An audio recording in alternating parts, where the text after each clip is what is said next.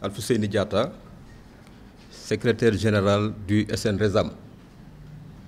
syndicat affilié à la CNTS FC Authentique. Dañu woote waxtaan bi pour xamal askan bi ak ñi nga xam ne ñoo jiite réew mi ni fas yéene nañu woote ndaje bu mag le 19 juin 2025 ci wetu rond-point hôpital Abass Ndao ñu ci woo bépp liggéeykat collectivité locale bépp liggéeykat collectivité locale bu nekk ci Sénégal ñu ngi lay woo nga fexe ñëw ndax mbéjum kanam ku nekk yaa koy fajal sa bopp. ndaje bi nag dana am ndaxte amul benn fànn bi nga xam ne ñun dinañ ci jalgati yoon mu neex mu naxari ndaje bi dafay am. ndaje bi nag dañ ci fàttali ñi nga xam ne ñoo yor nguur gi ak ñi nga xam ne ñoom ñooy exécutif locaux yi ñu xam ni bi ñu demee waxtaan bi nga xam ne gouvernement bee ko woote le 26 mai bi passé jàpp nañu ci engagement yi ni muy revalorisation salariale ak finalisation fonction publique locale échéance bi mu ngi démarrer ci fin wu semestre bi maanaam ci weer juin bi ñu nekk nii ci la war a démarrer loolu lañ jàpp ak état du Sénégal ñu xam ni nag li des ci weer bi ñaari semaine dong la te déggaguñu dara gisaguñu lenn yëgaguñu lenn luy xeeñ ñoo xam ni revalorisation Sénégal revalorisation salariale ñëpp la concerné ci côté fonction publique locale leer na nañ ndax gouvernement bi xam na fu muy teg tànkam damay wax gouvernement du Sénégal ndax ministère collectivité locale benn ministre jaaru fi bu am fulla bu toll ni liggéey correctement ni mu ware am na ay kilifa yoo xam ne ñu ngi toog ci ay poste responsabilité toog ci ay climatisation bureau yu climatisé di foowee nit ñi di jalgati yoon dama bëgg président Bassirou Diomaye Faye fu mu toog bu jëlee téléphone am rek tapé ndax loi ñëpp a ko war a xam du lu ñu nëbb bu demee ci Google tapé téléphone am article 29 bu loi 08 2011 dina gis li article 29 wax ni fonctionnaire collectivité locale nee nañu boo fayee fonctionnaire u état automatiquement da ngay fay fonctionnaire u collectivité locale bu tapé waatee décret 284 2012 décret présidentiel bu ko tapé ci Google en son article 6 dina gis ni ki dañu wax ni agent non fonctionnaire de collectivité locale da nga koy fay comme ni ngay fayee naataangoo bi nga xam ne maanaam ki nga tollooleel ci fonctionnaire collectivité locale kon bu benn ministre ñëwee fii du ñu wax ay waxu loi da ngay xam ni ki nit ku tayal la te jalgati kese moo ko tax a jóg ku munta liggéey da ngay bàyyi place bi nga dem toogi sénégalais yi bari nañ fi boroom xam-xam yi bari nañ fi ci réew mi ku munta liggéey ku munul assumer say responsabilités nga liggéey ndax askan bi da ngay dem toogee nee Sénégal continuer li muy def li muy dox kon nañ xam ni à partir de tey amatul lenn loo xam ne ñun dinañ koy lam-lamee wala ñu koy jéggale wala ñuy seral ndax dama bëgg ñu xam ni bu weer bi deewee bépp percepteur municipal receveur percepteur municipal bu fay salaire boo xam ne revalorisation bi nekku ci na nga xam ne yaa ngi jalgati yoon ndaxte bu la benn maire joxee salaire yokku ci dara te état décidé wu ko te loi waxu ko da nga ko koy refoulé da nga ko koy delloo donc condition bu njëkk bu percepteur fay def décaissement xaalis bépp xaalis bu mënta doon mooy day fekk mu respecter loi yow mi percepteur yow mi toog ak foo mënta nekk da nga war a xam ni boo fayee salaire collectivité locale bii juin bii bu ci revalorisation nekkul da nga xam ni yaa ngi koppati ci suñu xaalis te dañ la topp ci yoon ndax responsabilité bi état moo war a teg exécutif locaux yi ci yoon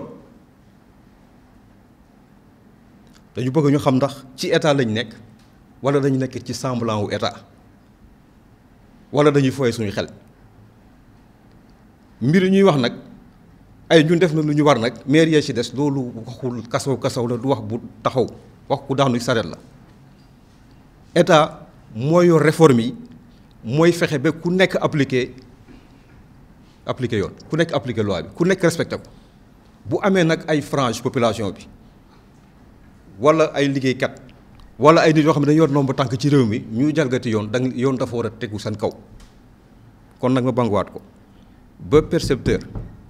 ba maire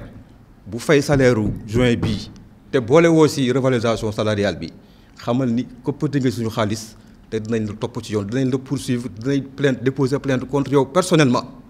601 collectivités locales yëpp fu liggéeykat collectivités locales nekk te fayoo ko revalorisation dinañ la poursuivre personnellement nga xam ni ki vous serez pécuniairement et pénalement responsable ci activité financière bi nga def donc loolu je tenais à ce que ce soit clair bu kenn foowee kenn ñun liggéey lañ fi ne demoon nañu ci waxtaan yu mairie yu gouvernement Sénégal woote yëpp bu ci mujjee moom mooy le 26 mai bi passé à la Sorbonne bi ñu demee état jël na ay engagement ñun aussi jël nañu ay engagement na ko ku nekk respecté mu jeex njiitu réew mi nag il est garant des lois il est aussi garant du respect des libertés individuelles liberté individuelle nag bokk na ci nit mu am salaire décent ñu fay ko li nga xam ne moom la yelool ñun moom la ñu interpellé wuñu kenn ndax benn ministre collectivité locale bu am fulla amu fi ñun ñi nag ñu ngi di toog am na ñu nekk suñu gannaaw am na ñu fi ñëwul képp ku ci nekk ci ñun mun na continuer xeex bi ñu ngi ni toog dara jotuñu diggante bii nag ak bu mbir mi di sotti nañu xam ni ki ñu ngi suñu ànd ak suñu wéru-gu-yaram ñu ngi def sport feebaruñu dara jotuñu dinañu liggéey lundi mardi mercredi jeudi ñu grève lépp ci yoon lañ ko teg jamono ñuy wax ni nag état wu Sénégal su may ni état wu Sénégal muy gouvernement wu muy mairie ñëpp ci bokkam ñëpp état wu Sénégal la nekkuñu ci yoon ñu ngi jalgati ils sont dans l'illégalité la plus flagrante donc je tenais à exprimer cela képp koo xam ne liggéeykatu collectivité locale la nga nekk ci Sénégal na nga fexe nga déplacé wu ñëw ci bés ba ñu ñaxtu xam ni ki bii paa moom xeex la boo xam ne fu muy mujjee rek na gouvernement bi xam ni moom moo tooñ menacé wuñu kenn waaye suñuy àq ak suñu yelleef nag moom dañ koy dox bi mu mët sëkk ci ful ak fayda ndax yabel bi dafa commencé bëri. C'est Mansour Ndiaye, je suis membre du syndicat SN Razams. Nous avons convié ce point de presse pour préparer un grand rassemblement le 19 juin 2025. Ce grand rassemblement pour nous, c'est l'ultime bataille d'une guerre qu'on a menée depuis 3 ans, depuis 2022, voire même 2011, date à laquelle la loi sur la fonction publique locale a vu le jour. Nous voulons que ça soit un grand rassemblement parce que on veut que tous les agents des collectivités locales qui sont partout dans le Sénégal, qu'ils viennent nous rejoindre le 19 juin 2025 au niveau du rond-point de l'hôpital Abass Ndao. Ce rassemblement n'a qu'un seul objectif, c'est une sorte d'alerte, une façon d'amener les autorités étatiques et les exécutifs locaux à respecter leurs engagements. Parce que trop, c'est trop. Nous avons longtemps été les jouets, je dis bien les jouets, les agents des collectivités locales, entre les autorités étatiques et les exécutifs locaux. Depuis 2022, l'État a octroyé une augmentation de salaire à tous les secteurs professionnels, je dis, au secteur privé et au secteur public. Et dans le secteur public, il n'y a que les collectivités locales qui n'ont pas encore appliqué cette revalorisation. Tantôt, on nous dit que les exécutifs locaux eux-mêmes nous disent qu'ils ne peuvent pas honorer cette revalorisation. Et si l'État décide de les accompagner, ils peuvent payer. Et l'État nous dit aussi que dans les collectivités locales, il y a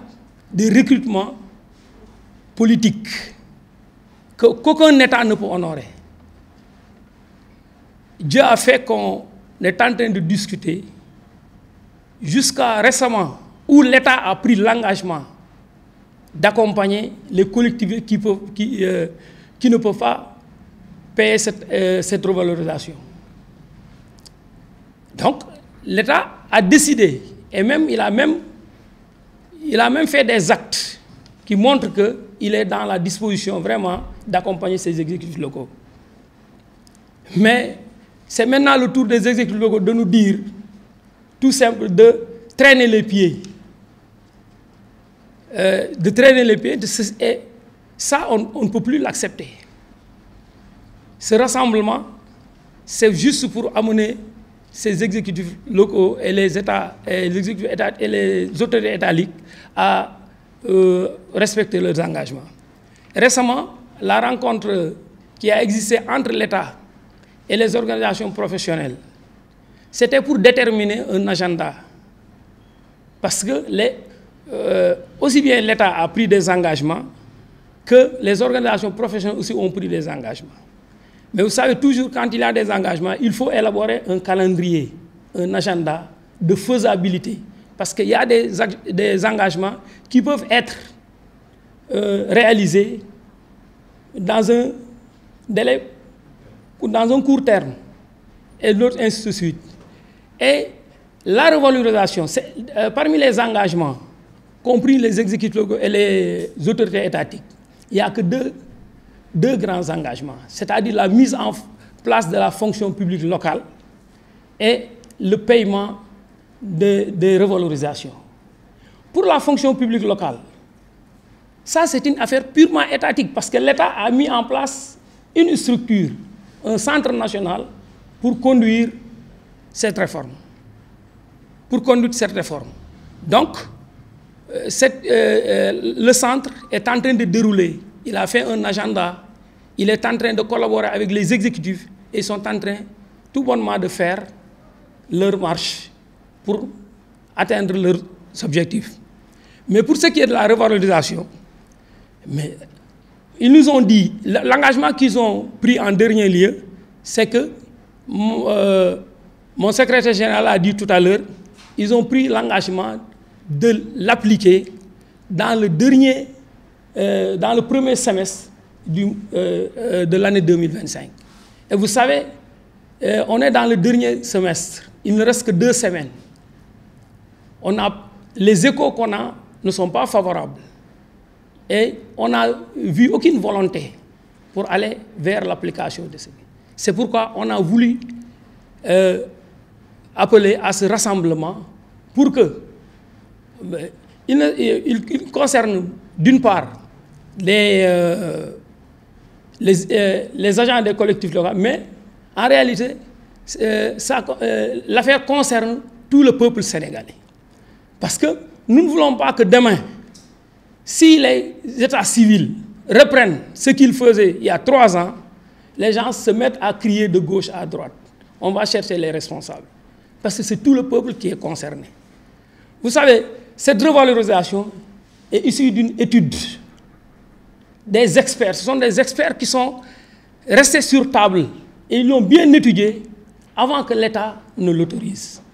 Et tout le monde, je dis tout le monde, tous les secteurs ont reçu leur part, sauf